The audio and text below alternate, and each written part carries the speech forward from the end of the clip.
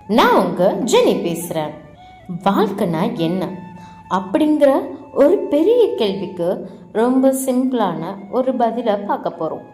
கிசா கோதுமின்னு ஒரு பெண், அவங்க தன்னோட ஒரே குழந்தைய இழந்துட்டு துக்கத்தில் தாங்க முடியாமல் அழுதுட்டு இருந்தாங்க. யாராவது என்னோட குழந்தைக்கு உயிர் பிச்சை கொடுங்களேன்னு ஊர் ஊராக அலைஞ்சாங்க.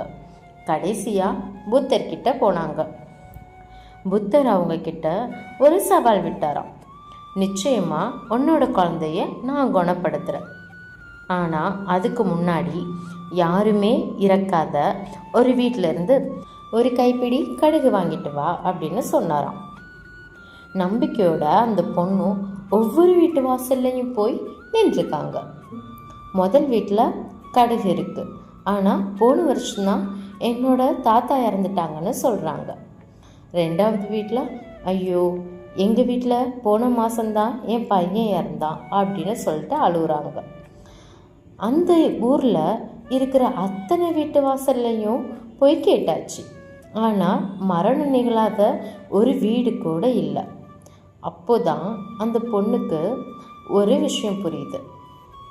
மரணம், இழப்பு, கஷ்டம் இது எதுவுமே நமக்கு மட்டும் ஸ்பெஷலாக நடக்கிறது இல்லை.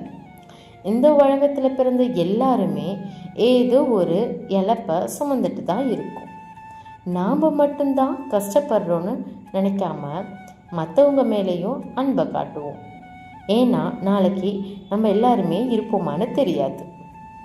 இருக்கிற வரைக்கும் மற்றவங்கள காயப்படுத்தாமல் அன்பை மட்டும் ஷேர் பண்ணுவோம். வலியை தவிர்க்க முடியாது, ஆனால் அந்த வழியிலேயே மூழ்கி கிடக்காம மீண்டும் வர்றது நம்ம கையில் தான் இருக்கு.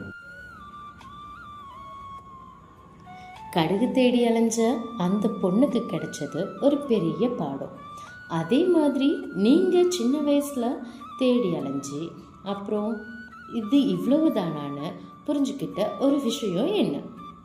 உதாரணத்துக்கு தொலைஞ்சு போன பென்சிலில் இருந்து கிடைக்காத காதல் வர எது வேணாலும் இருக்கலாம். அதுலேருந்து நீங்கள் கற்றுக்கிட்ட பாடம் என்னன்னு கமெண்ட்டில் சொல்லுங்கள். வீடியோ பிடிச்சா லைக் பண்ணுங்கள், சப்ஸ்கிரைப் பண்ணுங்கள். தேங்க்யூ ஃபார் வாட்சிங்.